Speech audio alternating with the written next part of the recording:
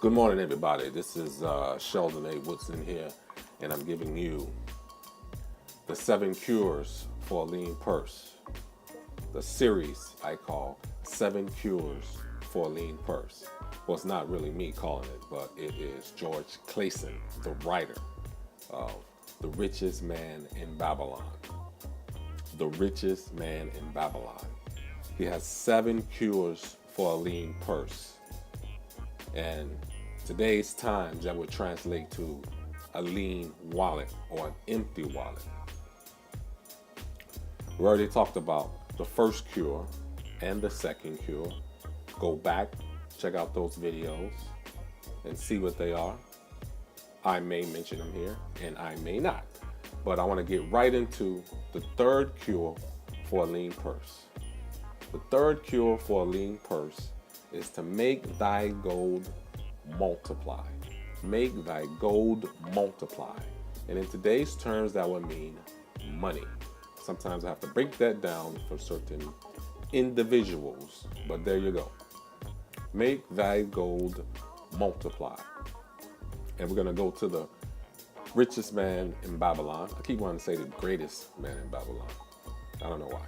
I just keep those different words just keep coming to my brain, even though I know I'm supposed to say one thing, something else jumps in there and interrupt my thought pattern. But anyway, the richest man in Babylon. And we're going to go to the book, and then I'm going to have some commentary. I'm going to try to make it shorter. For some reason, during the editing process, YouTube have problems downloading my video. But anyway, I'm trying to make it a little bit shorter, but we'll see. Thou hast disciplined thyself to leave therein 1/10 of thy earnings. Thou hast controlled thy expenditures to protect thy groweth treasure. Next, we will consider means to which thy treasure to labor and to increase gold in a purse is gratifying to own and satisfieth a miserly soul, but earns nothing. The gold we may retain from our earnings, but is the start. The gold we retain from our earnings is the start of fattening that wallet. The earnings it will make shall build our fortune. A man's wealth is not in the coins he carries in his purse. It is in the income he buildeth. The golden stream that continually floweth into his purse and keepeth it always bulging. Keepeth it always bulging. In today's time, like I said again, that would mean wallet, but you can also apply that to your savings account, your bank account, if you keep things electronically. In the world we live in today, most things are, especially our wallets, are kept electronically, and you can do this with your bank account.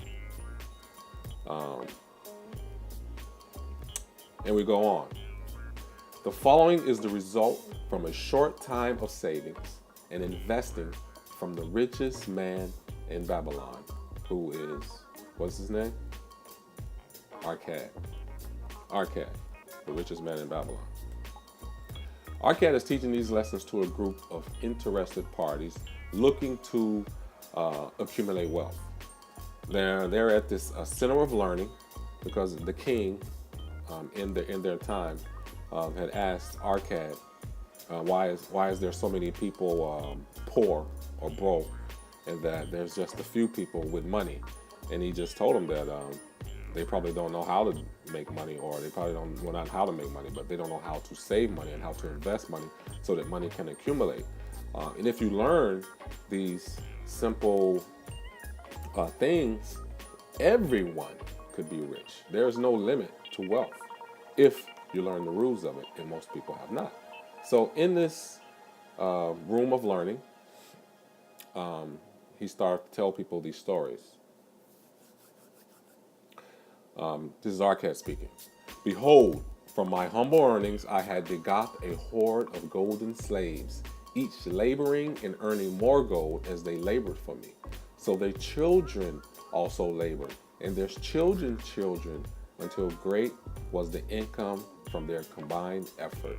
And when he says children, He's not talking about people. He's talking about interest, and that interest grows and become adult money, and that adult money has children, and that money becomes adult money, and it just continues to uh, make money by being there and earning interest.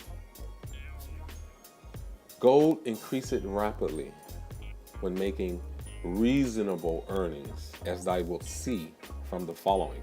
And now he tells a story of how he made his money. But this is speaking of on like in today's times. This is speaking on investing, like banks, bank investments, even though they're small, stocks, mutual funds, and secure loans.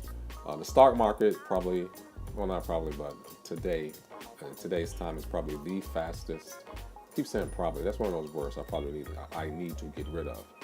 But the stock market is the way a lot of people are earning a lot of money, and sometimes it's through mutual funds that protects their money, and that's just called diversification.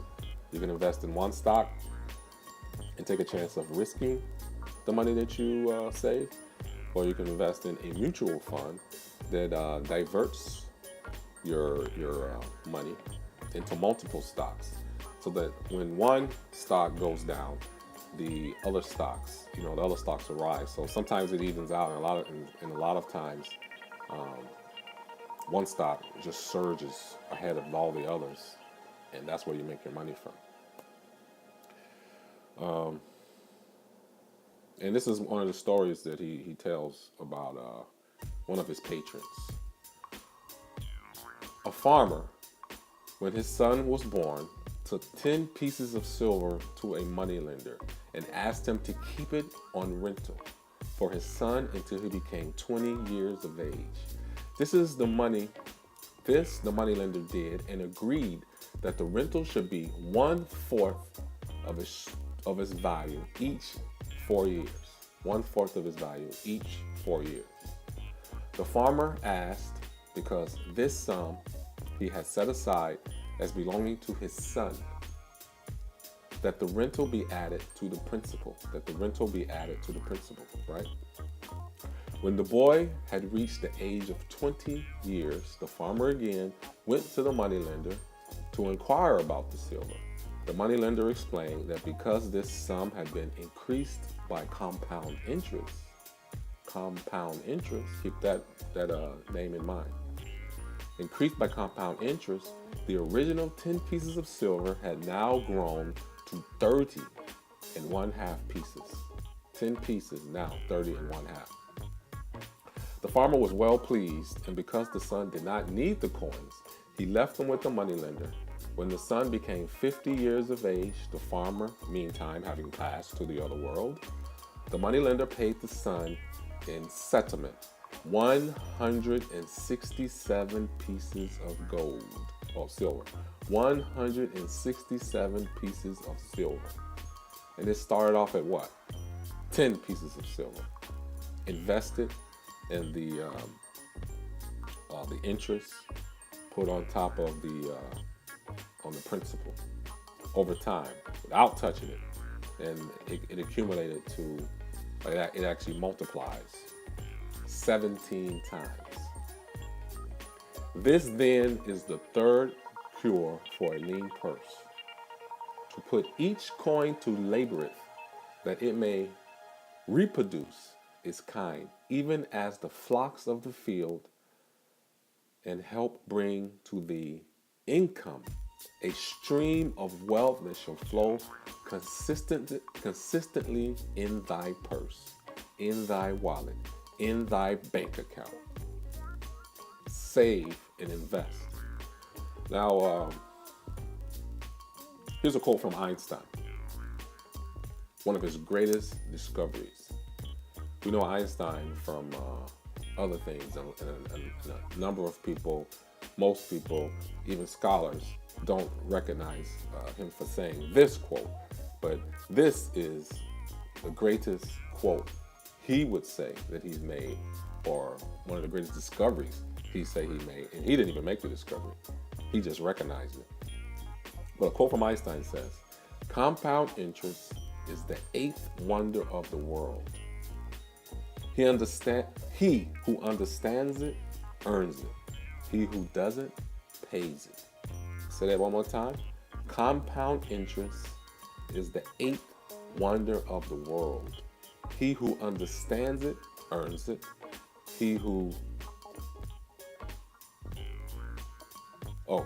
doesn't pays it. One more time, because I messed up.